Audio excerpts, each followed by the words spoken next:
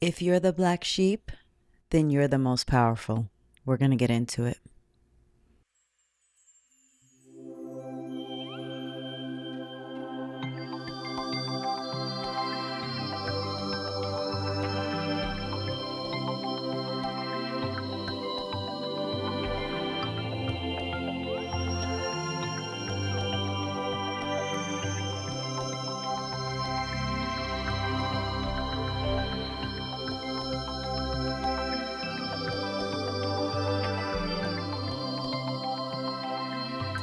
Hi, I'm Joe. Welcome back. This is the Ultimate Love Letter. Thank you for joining the conversation.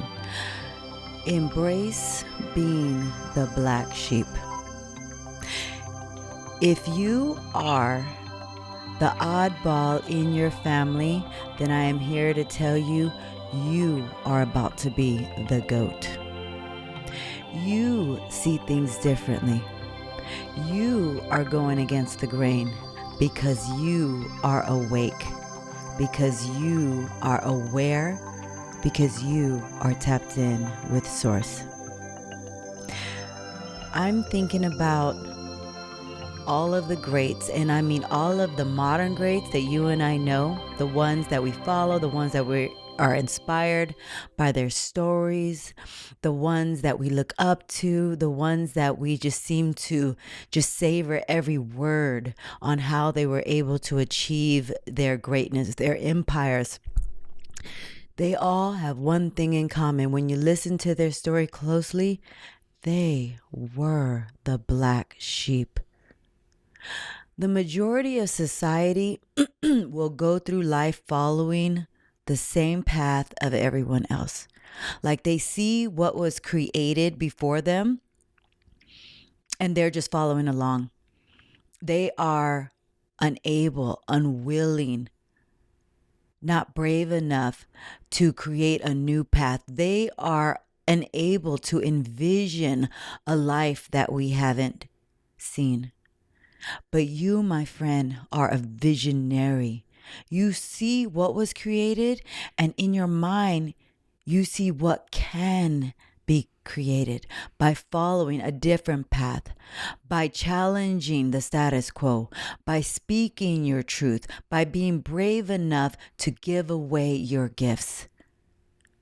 The majority of society cannot. They see the world and they don't see a way out of what has been created. They see a world, but they see outside of themselves as the people outside of themselves, rather, being more powerful than they are. They see the world leaders. They see the they see what was created through legislation. Oh gosh, don't let us go political. Not on this one. But they see all that was created, and for whatever reason, and I know the reason, we'll get into that, but they feel like, yes, those world leaders created it this way. Yes, they were able to create, platinum selling records and get Grammys, but that's them. That's not me. Yes, they published those best-selling books, but that's not me. That's them. What is the difference between you and them? And that here is what separates the black sheep from the other sheep that are just following along blindly with everything that has been created. They are the ones that are following all the rules. They are ones that don't challenge anything because, again, they go back to, well, this is the way it's always been. No one's been able to change that. So because no one's been able to change that, you don't feel you can? Perhaps the fact that you see that there's a problem and that you're aware that no one has been able to change that, perhaps you are the one that is meant to change that. But when I say that to, I'll just keep it real, small-minded individuals. And I say small-minded because if you don't think you have the power to change it, you are playing small. When people with small minds hear me say that to them, it's like they can't see it within themselves. They're like, no, no they say this, they say something like this. Well, the greats haven't changed it. So how am I to change it? The greats that we're speaking about is a human being just like you're a human being. The greats that we're speaking about have the same 24 hours that you have, the same 24 hours. The greats that we're speaking about are created by the God that created you and me and everything else. So what is the difference? You know what the difference is? The greats had the balls to go out and do something about it. The greats had the bravery to step out of fear, step out in fear, step out in faith, faith in themselves, faith in their highest self, faith in the divine, and get to work. They didn't ignore that call. They leaned into that call. And the truth is, when we lean into that call, that's when we become the black sheep. Because we are finally doing what the majority of society is afraid to do. Follow that call. And you know what that call is? That is God calling you to your destiny, calling you to your purpose. Those of us that say that we have yet to find our purpose is because we have yet to follow the call. The call is whatever you love to do. That's your calling. That's what God is, because God is love. So of course, whatever is inside of us that feels like love, that is God guiding us gently to what we're meant to be doing, our calling, our purpose, our work that we're meant to give the world. But not until you become brave enough to follow that will you achieve anything profound. Those that are brave enough to follow it get labels like the black sheep, the oddball, the crazy one, quote unquote. No, y'all crazy. The ones that are just following the rules, meaning society says you have to work a 9 to 5. So then I work a 9 to 5. Society says I have to be married by 23 and have kids. So then you're married at 23 and you have kids. Society says I only get 2 weeks off a week to go on vacation. So you do that. No, you are crazy. You are buying into the system. The ones who created the system ain't looking like that, ain't living like that. God never intended for us to live like that. God intended us to step into our birthright. Our birthright, when you think about who we are children of God. We are descendants of the Most High, and He is calling for us to live in playtime. He is calling us to give away our gifts playfully. He is calling for us to live freely. It doesn't look like working a 9 to 5. It doesn't look like us striving to get somewhere. It doesn't look like us working labor intensively. Absolutely not.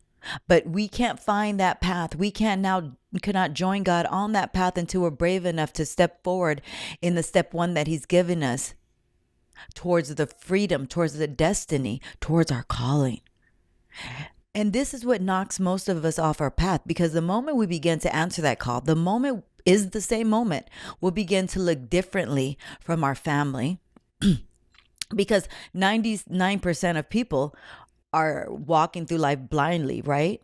Doing what everybody else does, living by society's rules. Maybe you don't want to be married at 23. Maybe you just want a life partner without the paperwork of the quote unquote court system. Maybe you want to change your last name and do all those things, but you don't want the paperwork that goes with it. But, oh wait, society, my family says I have to do it. If you don't start getting busy living life for you, then you will live a life for everybody else, and your life will look like everybody else. Mundane.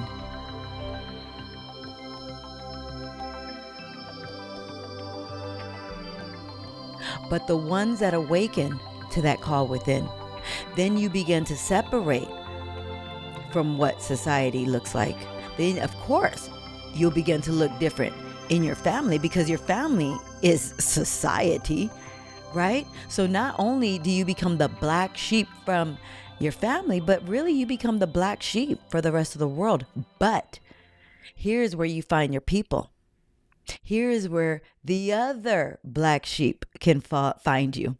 Those big authors, those that are winning awards for their work, those that are changing the trajectory of history, greats like MLK, greats like Malcolm X, greats like Celine Dion, greats like Mariah Carey, greats like, Obama, like all the greats that were able to stand out and achieve something profound, they were the black sheep of their families.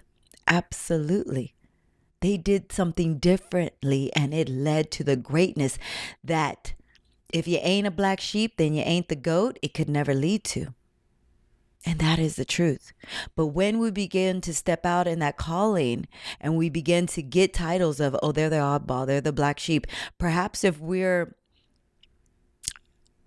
not strong enough in our faith, in ourself, in the divine, we might go back to what's normal so that our family, society will release the title of us of black sheep. No, embrace the title of the black sheep. I am the black sheep and I embrace it.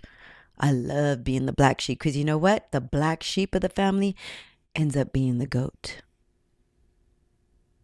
And that is the truth. Look at Jesus. Jesus was very much the black sheep. Jesus came looking like a warrior that they never saw. He was a warrior of love. And everything that he came to teach, which was love, don't we see it to be true today? Love is the only thing we need. It has not changed since Jesus came. And when Jesus came, he was crucified for being the black sheep, but he came with truth.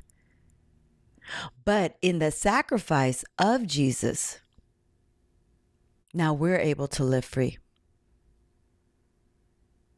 In the sacrifice of Jesus, now we're able to live that truth. Don't hide from the title of the black sheep. Join the other black sheeps in the world who are, I'll say it, the 1%. Yeah, I'm going to say it. I embrace saying it. Only 1% are black sheep, but guess what? The 1% are the what? You know it. The 1% hold all the wealth because what I've learned is God trusts them with the wealth. That is a deep convo for possibly another episode. It took a lot of healing for me to absolutely come to that truth because I was one that was always protesting against the 1%. And again, this is all in balance, right? I'm not saying everybody that holds the wealth is not corrupt. I'm certainly not saying that. I don't blanket any one thing. I live in balance. But what I know is true, because God has told me it's true, so that I know it's true, is the 1% holds the money because God trusts them with the money. And the 1% were also the black sheep, the maths friend. You are a great. You are the black sheep great. Savor that title. Use it for fuel to get you to where you're going. If you look like the rest of them, then you can only achieve what they have achieved. Look at the ones that are calling you the black sheep in your family. Do you want to live like them? Do you want that life? Because if you fall back in line, being afraid because of the title of the black sheep, then you are destined to live a mediocre life like they do. And I'm here to say it. I bet you they're living mediocrely. I bet you they probably settled in their marriages, haven't they? Absolutely. I bet you they're waiting until they're like 65 to retire, right? Okay, be careful. Do you want that life? I told myself around the age of like 42, I'm retiring myself. And now today, my life feels like retirement. It's gnarly. I'm able to do, being the black sheep of the family, what no one in my family has been able to do. I feels like I barely work, but really in reality, I work all the time. I work all the time on my passion. I life coach, that's my passion. I promote for other brands, that's in alignment with my passion. because I'm learning to promote my own brand. I talk on Tull. That's my passion. That's my baby. This is my baby. This is my gift that God has given me to give to the world. And as I do that, right, how am I able to now, live freely in a sense where I travel the world where it seems like the math doesn't math on paper? How am I able to, how was I able to rather quit my job when God told me to quit my job during a pandemic, only to start a business that exploded after the first week in business? How is that done? You know how it's done? By being the black sheep, by going against the grain, by doing the things that God asked me to do, which caused me to go against the grain, which caused me to get the title of the black sheep. Now, where my family was once laughing, was once worried, was once shunning me out, now they are paying attention. Absolutely. And I have been able to create change even within my family.